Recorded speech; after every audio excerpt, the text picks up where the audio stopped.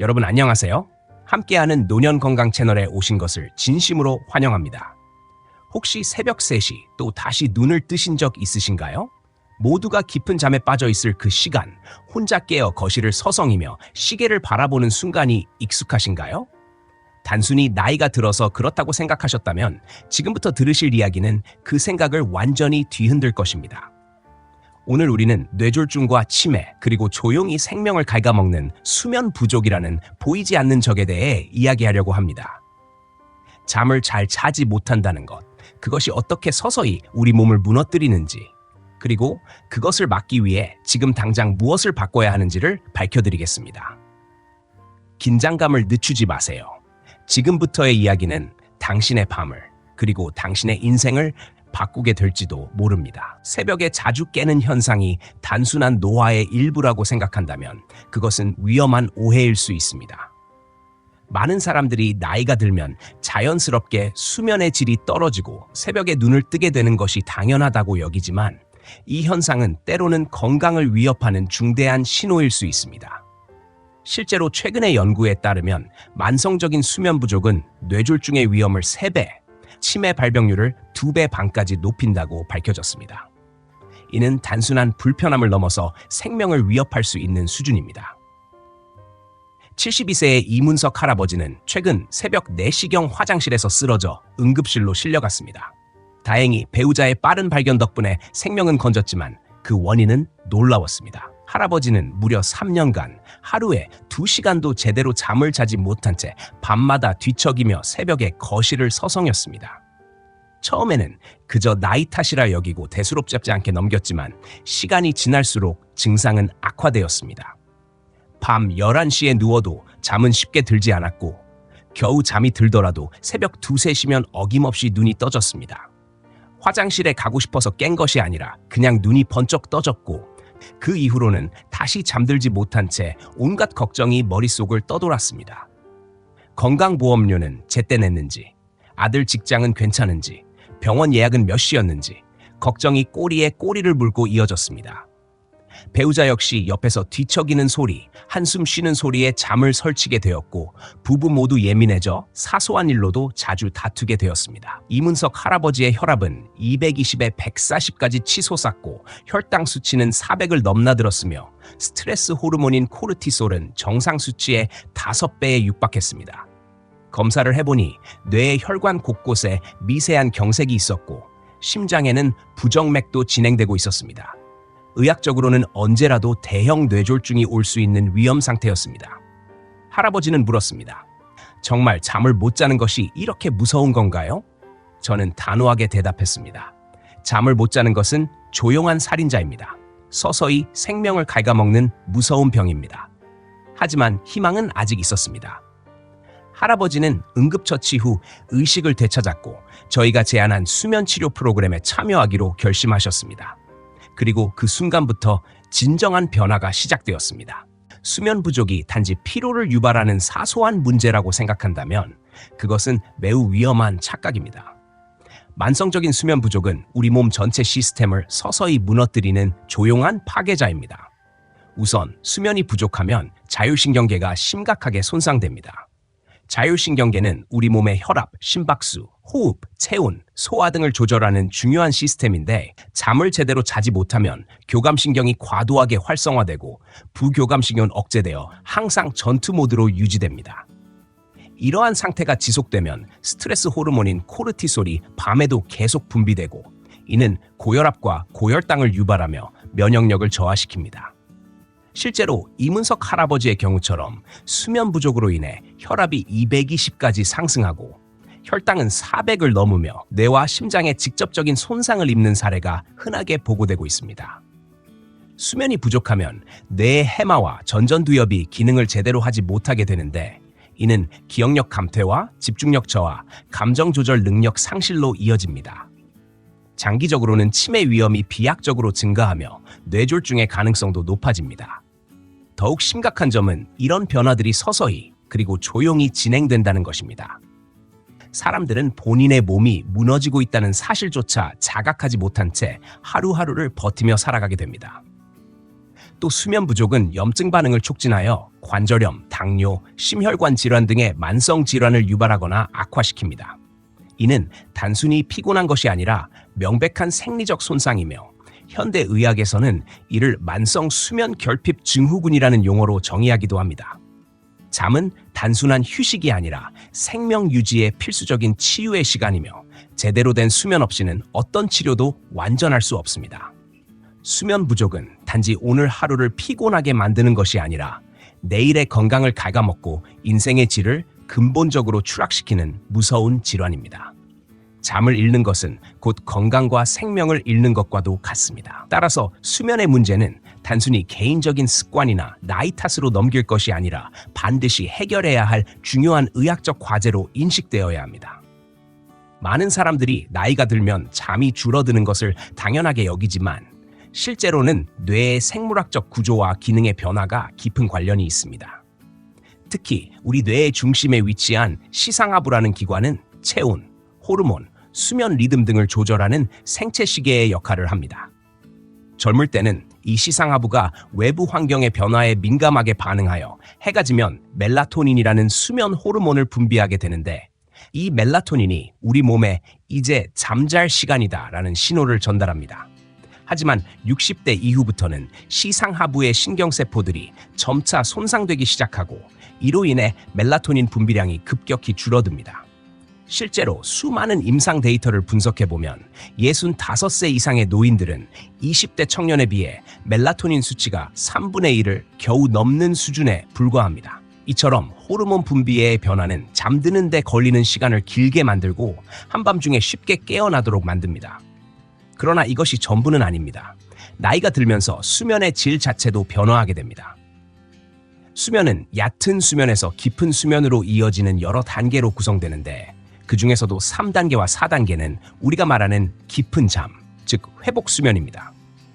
이 단계에서는 성장 호르몬이 분비되고 면역세포가 활성화되며 뇌 속에 쌓인 독성 단백질인 아밀로이드 베타가 청소됩니다. 하지만 노화가 진행되면 이 깊은 수면의 비율이 절반 이하로 줄어들게 되며 그 결과 아무리 오랜 시간 침대에 누워 있어도 실제 회복 효과는 매우 제한적이게 됩니다. 여기에 더해 만성적인 스트레스는 수면 리듬을 더욱 악화시킵니다. 스트레스가 계속되면 뇌는 밤에도 깨어 있어야 한다고 착각하게 되고 코르티솔이 정상보다 훨씬 높은 수치로 유지되면서 밤중에도 마음과 몸이 계속 각성된 상태로 머무르게 됩니다. 결국 이런 생물학적, 생리적, 심리적 요인들이 복적으로 작용하여 노년기의 수면을 방해하게 되는 것입니다. 따라서 단순히 나이를 탓하며 방치할 것이 아니라 과학적 원인을 이해하고 그에 맞는 전략적인 접근이 필요합니다. 잠을 다시 되찾기 위해서는 뇌의 자연 리듬을 회복시키고 손상된 수면 구조를 정비하는 세심한 관리가 반드시 필요합니다. 노년기 수면 문제를 더욱 복잡하게 만드는 주요 요인 중 하나는 바로 심리적인 스트레스입니다. 단순한 근심 걱정을 넘어서 외로움, 상실감, 불안정한 인간관계, 경제적인 부담감 등 다양한 정서적 요인이 밤이 되면 더욱 짙어지며 수면을 방해합니다. 실제로 68세의 최영순 할머니는 남편을 잃은 후 깊은 불면증에 시달리셨습니다. 낮에는 시장을 보고 드라마를 보며 시간을 보내지만 밤만 되면 온갖 생각이 꼬리를 물고 떠올랐습니다. 아들의 직장은 괜찮을까? 며느리와는 사이가 좋을까? 병원비는 얼마나 나올까? 혼자 사는 게 아이들에게 부담이 되는 건 아닐까 하는 생각들이 계속 반복되어 머릿속을 떠나지 않았습니다. 이런 정서적 스트레스는 단순한 기분의 문제가 아닙니다. 할머니의 혈액 검사를 해보니 코르티솔 수치가 정상의 4배를 초과했고 염증 수치도 현저히 상승해 있었습니다. 이는 몸이 마치 전쟁터에 있는 것처럼 계속해서 긴장 상태를 유지하고 있었음을 보여줍니다. 밤에도 심장이 빨리 뛰고 혈압이 상승하며 근육이 경직되는 상태에서는 결코 숙면에 이를 수 없습니다. 스트레스는 뇌의 편도체를 자극하여 위협 신호를 증폭시키고 그 결과 시상하부, 뇌하수체, 부신축이라는 복잡한 스트레스 반응 시스템이 가동됩니다. 이 시스템이 한번 작동하면 쉽게 진정되지 않으며 계속해서 코르티솔을 분비하게 되어 몸 전체를 각성 상태에 두게 됩니다. 이는 원시 시대에는 맹수로부터 도망치기 위한 생존 반응이었지만 현대 사회에서는 오히려 수면과 건강을 갉아먹는 독이 되어버렸습니다. 이처럼 심리적인 스트레스는 단지 정신적인 불편함에 그치지 않고 생리적 수면 기전을 무너뜨리는 강력한 장애 요소로 작용합니다. 따라서 노년기의 수면 문제를 해결하기 위해서는 스트레스 관리를 단순한 마인드 컨트롤 수준이 아니라 뇌의 구조와 기능에 영향을 미치는 생리학적 문제로 인식하고 접근해야 합니다. 마음의 긴장을 풀고 불안의 악순환을 끊어내는 것 없이 깊은 잠을 기대하는 것은 불가능합니다. 진정한 회복은 뇌와 몸이 동시에 안정을 찾는 데서 시작되며 이를 위한 체계적인 심리적 중재가 반드시 병행되어야 합니다. 스트레스와 생체 리듬의 혼란이 수면을 방해한다면 그 첫 번째 해결책은 수면 환경의 조절에서 시작됩니다. 많은 사람들이 잠자리를 따뜻하게 유지해야 편안하게 잘 수 있다고 믿지만 실제로는 과도한 온기가 깊은 수면을 방해하는 주범이 됩니다. 이문석 할아버지의 경우 침실 온도가 섭씨 26도에 달했고 부인은 추우면 감기 걸릴까봐 걱정돼요라고 하셨습니다. 그러나 과학적인 근거는 그 반대입니다. 사람의 몸은 잠들기 전 중심 체온이 1도에서 2도 정도 자연스럽게 떨어질 때 깊은 수면 상태에 진입하게 됩니다.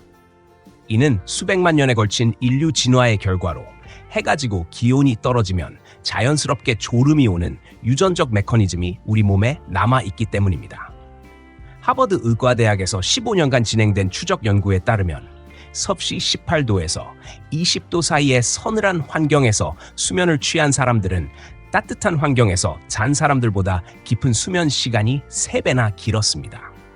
우리의 시상하부는 정교한 온도 센서 역할을 하며 주변 온도가 서서히 내려가면 뇌는 밤이 되었다고 인식하고 멜라토닌을 대량 분비하라는 명령을 내립니다. 반대로 방이 따뜻하면 뇌는 여전히 낮이라고 착각하고 각성 상태를 유지하려고 합니다. 침실은 서늘하게 유지하되 체온은 따뜻하게 보호하는 것이 핵심입니다. 두꺼운 이불 한 장보다는 얇은 이불을 여러 겹 덮는 방식이 체온 조절에 더 유리합니다. 실제로 이문석 할아버지는 침실 온도를 19도로 낮춘 첫날부터 몸이 나른해지고 저절로 졸음이 오는 변화를 경험하셨습니다. 또 하나 중요한 요소는 빛의 조절입니다. 우리 눈 안쪽에는 망막신경절 세포라는 특별한 세포가 존재하는데 이 세포는 시각 정보와는 별개로 빛의 밝기만을 감지해 뇌로 전달하는 역할을 합니다. 아침 7시경 햇빛을 받으면 이 세포가 활성화되어 시상하부에 기상시간이다 라는 신호를 보냅니다. 그러면 시상하부는 정확히 16시간 후, 즉 밤 9시에서 11시 사이에 멜라토닌을 분비하도록 타이머를 설정합니다. 하지만 밤늦게까지 텔레비전, 스마트폰, 태블릿 등의 전자기기에서 나오는 푸른빛에 노출되면 문제가 발생합니다. 특히 450나노미터 파장의 블루라이트는 멜라토닌 분비를 강하게 억제하여 뇌가 여전히 낮이라고 착각하게 만들고 결국 멜라토닌 분비가 중단되어 잠들기 어려운 상태가 됩니다. 이문석 할아버지 역시 밤마다 뉴스를 보시던 습관이 있었지만 저는 밤 9시 이후에는 모든 전자기기를 끄고 은은한 노란 조명만 켜두시라고 권했습니다. 처음에는 적막함이 어색하겠지만 며칠만 지나면 몸이 스스로 졸음을 유도하게 될 것이라는 설명에 따라 실천하셨고 그 결과는 놀라웠습니다. 이처럼 수면 환경의 변화는 단순한 분위기 조절을 넘어서 뇌의 생체 시계를 리셋하고 호르몬 분비를 정상화시키는 과학적인 기반 위에 있습니다. 침실 온도와 조명, 이 두 가지를 조절하는 것만으로도 노년기 불면증의 절반은 해결될 수 있습니다. 스트레스 호르몬의 분비를 줄이고 뇌와 몸을 이완시키기 위한 가장 효과적인 방법 중 하나는 바로 호흡과 향을 활용하는 자연적인 자율신경 조절 기술입니다.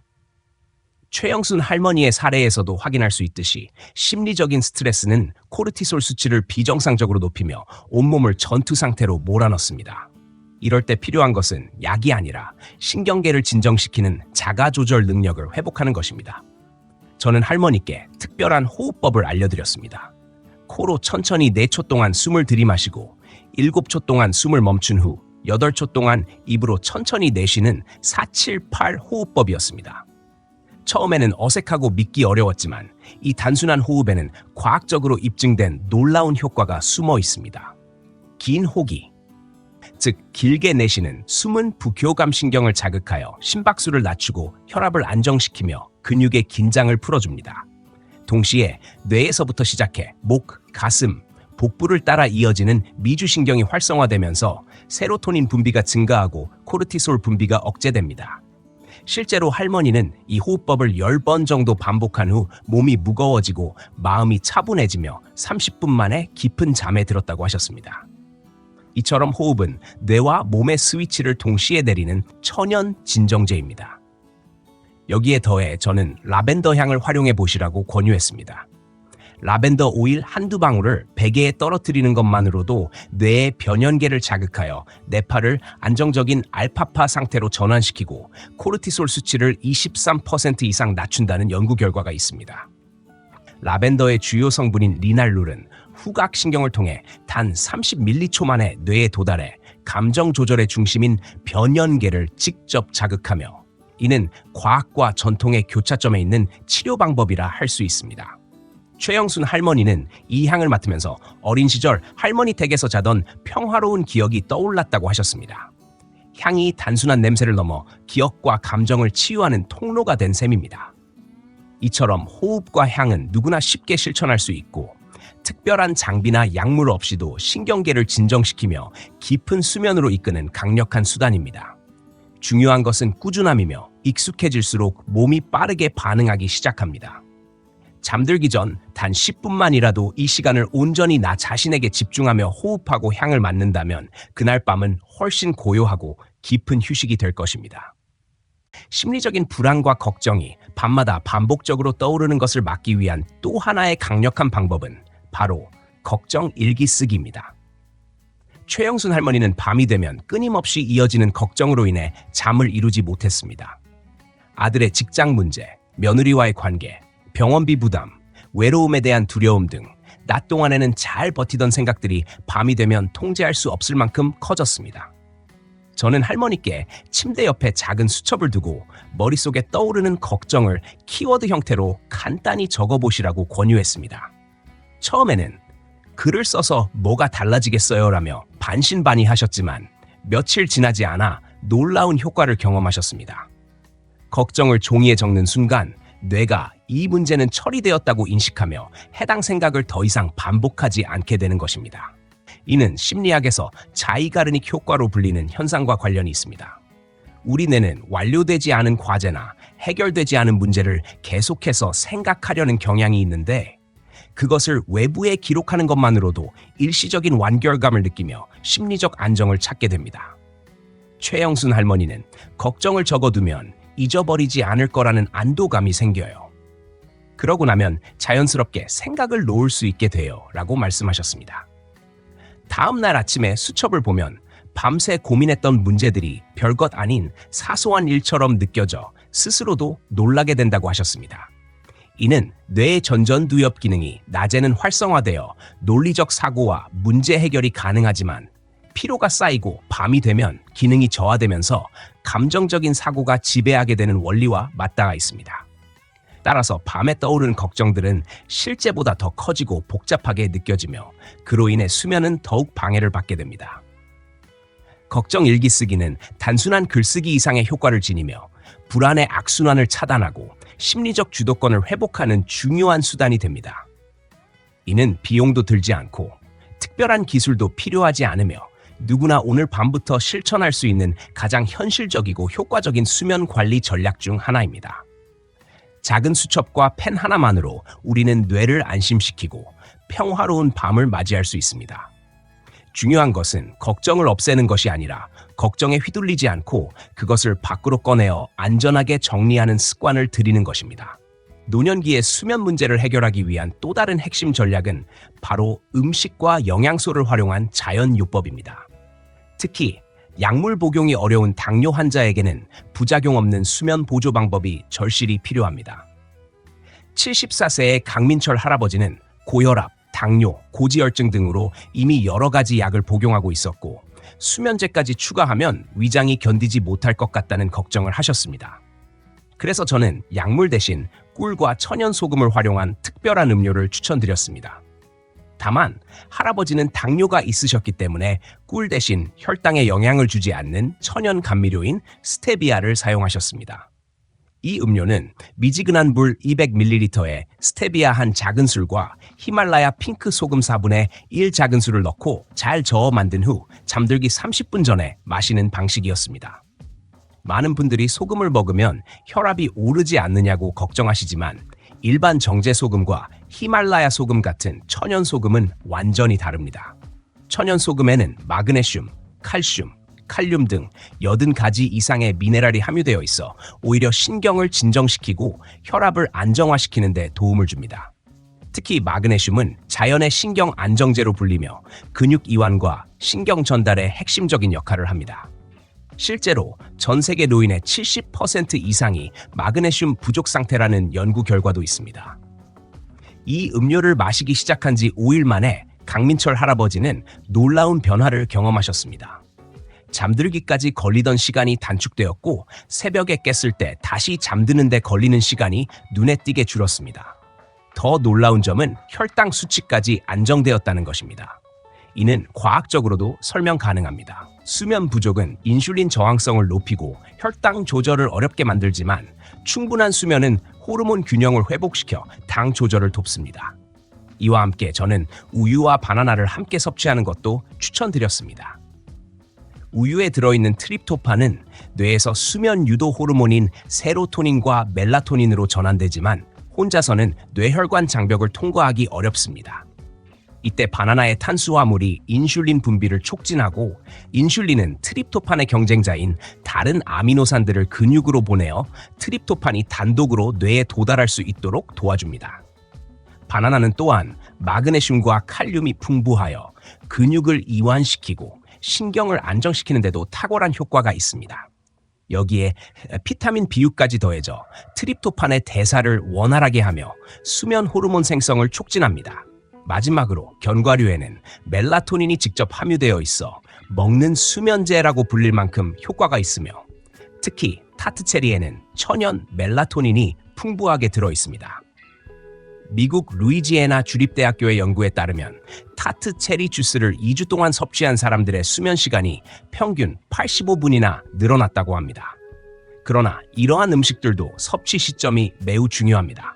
반드시 잠들기 이 시간에서 3시간 전에 섭취해야 소화 활동을 마치고 수면을 방해하지 않으면서 효과적으로 뇌에 도달할 수 있습니다. 너무 늦게 먹을 경우 위장이 밤새 일하게 되어 오히려 깊은 잠을 방해하게 됩니다. 모든 장기가 함께 쉬어야 진정한 회복이 가능한 법입니다. 음식을 통한 수면 관리 역시 약에 의존하지 않고 자연스러운 생체 리듬을 회복하는 실천적이고 효과적인 방법입니다. 수면의 질을 높이기 위해서는 식습관과 호흡법, 스트레스 관리 외에도 매우 중요한 요소가 하나 더 있습니다. 바로 수면 자세와 베개의 높이입니다. 80에 가까운 정수진 할머니는 목과 어깨 통증으로 인해 밤마다 자주 깨어나셨습니다. 원인을 확인해 보기 위해 할머니의 침구 상태를 살펴보았고 그중 베개의 높이가 무려 15cm나 되는 것을 발견했습니다. 이 베개를 40년 넘게 써왔어요. 높아야 편하잖아요 라는 할머니의 말씀이 있었지만 오히려 이 높은 베개가 수면을 방해하는 근본 원인이었습니다. 우리의 목뼈는 자연스럽게 앞쪽으로 살짝 휘어진 곡선을 가져야 정상적인 구조를 유지할 수 있습니다. 하지만 베개가 너무 높으면 이 곡선이 강제로 펴지거나 거꾸로 꺾이게 되어 일자목 또는 거북목으로 변형되고 그로 인해 신경과 혈관이 눌리면서 통증과 불면증을 유발하게 됩니다. 척추는 옆에서 보았을 때 완만한 S자 곡선을 이루고 있어야 충격을 흡수하고 몸무게를 효율적으로 분산시킬 수 있는데 잘못된 베개는 이 완벽한 조를 매일 밤 수시간씩 파괴하게 됩니다. 반대로 베개를 아예 사용하지 않거나 너무 낮게 베는 것도 문제가 됩니다. 목이 과도하게 뒤로 젖혀지면서 기도가 좁아지고 이로 인해 코골이와 수면 무호흡증이 발생하기 쉬운 상태가 됩니다. 그렇다면 내게 맞는 베개 높이를 어떻게 알 수 있을까요? 가장 간단한 방법은 벽에 등을 대고 편안히 섰을 때 뒷머리와 벽 사이에 생기는 빈 공간의 깊이를 재어보는 것입니다. 그 거리가 곧 나의 목 커브에 맞는 최적의 베개 높이입니다. 일반적으로 똑바로 누웠을 때는 6cm에서 8cm, 옆으로 누웠을 때는 어깨 높이를 고려해 10cm에서 15cm 정도가 적당합니다. 정수진 할머니는 베개를 7cm로 낮춘 후 첫날부터 목과 어깨의 뻣뻣함이 사라지고 깊은 잠에 드는 시간이 짧아졌다고 하셨습니다. 이전에는 작은 소리에도 쉽게 깼지만 베개를 바꾼 뒤에는 주변 소음에도 깊이 잠들 수 있었다고 하셨습니다. 이는 과학적으로도 설명이 가능합니다. 목뼈가 정상적인 위치에 있으면 기도가 넓어져 호흡이 깊어지고 안정되며 산소 공급이 충분히 이루어져 뇌가 깊은 수면 상태에 도달하게 됩니다. 수면 자세 역시 무시할 수 없는 요소입니다. 가장 좋지 않은 자세는 엎드려 자는 자세로, 이 자세는 목을 한쪽으로 틀어야 하며 척추에 불균형한 압력이 가해져 디스크 손상과 신경 눌림을 유발할 수 있습니다. 팔을 머리 위로 올리고 자는 만세 자세도 어깨 관절에 부담을 주고 신경을 압박해 팔 저림을 유발하게 됩니다. 가장 이상적인 수면 자세는 바로 천장을 보고 누운 상태에서 무릎 아래에 작은 쿠션을 받쳐주는 것입니다. 이렇게 하면 허리의 곡선이 자연스럽게 유지되고 다리 혈액순환도 원활해집니다. 옆으로 누울 경우 다리 사이에 베개를 끼워 골반과 척추의 정렬을 유지해주는 것도 좋은 방법입니다. 저는 정수진 할머니께 추가로 풍지혈 마사지 방법도 알려드렸습니다. 풍지혈은 귀 뒤쪽 뼈 아래 오목하게 들어간 부위로 세계보건기구에서도 자율신경 조절에 효과가 있다고 인정한 혈자리입니다. 엄지손가락으로 이 지점을 부드럽게 누르며 작은 원을 그리듯 30초 정도 마사지하면 혈류가 개선되고 미주신경이 자극되어 멜라토닌 분비가 촉진됩니다. 실제로 할머니는 귀 뒤를 살짝 누르기만 해도 머리가 맑아지며 졸음이 오기 시작했다고 하셨습니다. 단순히 베개 하나, 자세 하나가 수면의 질을 결정짓는 열쇠가 될 수 있다는 점에서 우리는 수면 자세를 단순한 습관이 아니라 수면 치료의 핵심 요소로 인식해야 합니다. 이문석 할아버지의 완전한 회복 사례는 수면 개선이 단순한 편안함의 회복을 넘어 삶 전체를 되살리는 근본적인 전환임을 보여줍니다. 할아버지는 제가 알려드린 모든 방법을 하나도 빠뜨리지 않고 체계적으로 실천하셨습니다. 먼저 침실 환경부터 철저히 조성하셨습니다. 온도는 섭씨 19도로 유지하고 습도는 55%로 조절했으며 공기청정기를 설치하여 미세먼지와 알레르기 유발 물질을 제거하셨습니다. 베개의 높이를 기존 12cm에서 7cm로 낮추고 매트리스도 척추 정렬을 돕는 제품으로 바꾸셨습니다. 생활습관 역시 대대적으로 바꾸셨습니다. 잠들기 2시간 전부터는 모든 전자기기를 꺼두고 조명은 은은한 노란색만 켜두셨습니다. 라벤더 향을 맡으며 꿀과 천연소금을 넣은 음료를 드시고 풍지열 마사지를 한 후 침대에 누워 478 호흡법을 10번 반복하셨습니다. 이어서 발끝부터 정수리까지 전신의 긴장을 하나씩 풀어주는 이완법을 실시하셨습니다. 처음에는 복잡하게 느껴졌지만 며칠 지나자 몸이 스스로 그 순서를 기억하며 자연스럽게 반응하기 시작했다고 하셨습니다. 아침 7시에는 베란다에서 햇빛을 받으며 가벼운 스트레칭을 하셨고 저녁 6시 이후에는 소화가 잘 되는 가벼운 식사만 드셨으며 오후 2시 이후로는 카페인이 들어간 모든 음료를 피하셨습니다. 대신 캐모마일 차나 라벤더 차로 저녁을 마무리하셨습니다. 그렇게 정확히 일주일이 지나자 놀라운 변화가 시작되었습니다. 밤중에 깨는 횟수가 5번에서 1번으로 줄었고 다시 잠드는 데 걸리는 시간도 1시간에서 10분으로 단축되었습니다. 2주 후에는 더욱 극적인 변화가 일어났습니다. 잠드는 데 걸리는 시간이 2시간이던 것이 20분으로 줄었고 수면 다원 검사 결과 깊은 수면 단계인 3단계와 4단계가 치료 전보다 2배 이상 증가했습니다. 3주가 지나자 할아버지는 완전히 회복되었습니다. 밤 10시에 자연스럽게 잠들고 아침 6시까지 한 번도 깨지 않고 깊이 주무셨습니다. 정말 20년 전으로 돌아간 것 같아요. 이렇게 개운하게 자본 게 언제인지 기억도 안 납니다. 라는 할아버지의 말에서 변화의 진정성이 느껴졌습니다. 수면이 회복되자 몸이 스스로 회복을 시작했습니다. 혈압은 220에서 140으로 떨어져 정상 범위로 안정되었고 혈당도 400에서 150으로 크게 낮아졌습니다. 약은 그대로였지만 수면이 회복되자 인슐린 저항성이 개선되며 자연스럽게 혈당도 조절되기 시작한 것입니다. 염증 수치 역시 정상이 되었고 백혈구 수치도 건강한 범위로 돌아왔습니다. 특히 인지 기능의 개선이 눈에 띄었습니다. 기억력과 집중력이 좋아져서 약속을 잊지 않고 책을 읽어도 내용이 잘 이해되었으며 수면제도 점차 줄이게 되어 한 달 후에는 완전히 끊을 수 있었습니다. 처음에는 약 없이 잘 수 있을까 불안했는데 자연스럽게 졸음이 오니까 전혀 문제가 없더라고요 라는 말처럼 할아버지는 스스로 잠을 되찾은 주체로 변화하셨습니다. 표정은 밝아졌고 피부에는 혈색이 돌았으며 걸음걸이도 가벼워졌습니다. 무엇보다 밤이 두렵지 않다는 말에서 진정한 회복의 의미가 담겨 있었습니다. 이 모든 변화는 단기간의 기적이 아니라 작은 실천의 축적에서 비롯된 결과였습니다. 마지막으로 우리는 김영자 할머니의 사례를 통해 꾸준함이라는 핵심 원칙을 다시금 확인할 수 있습니다. 할머니는 20년 넘게 불면증으로 고통받으셨고 수많은 병원과 약을 시도하셨지만 변화가 없었습니다. 이제는 포기하려고 했어요. 그냥 눈만 감고 있는 것도 쉰다고 생각했죠 라고 말씀하시던 분이 모든 방법을 성실히 실천하며 점차 회복의 조짐을 보이기 시작했습니다. 첫 주에는 큰 변화가 없었지만 2주차부터 새벽에 깨는 횟수가 줄고 3주차에는 5년 만에 처음으로 아침까지 한 번만 깨는 수면을 경험하셨습니다. 한 달이 지나자 밤 10시에 자서 아침 6시까지 한 번도 깨지 않고 푹 주무시는 기적이 일어났습니다.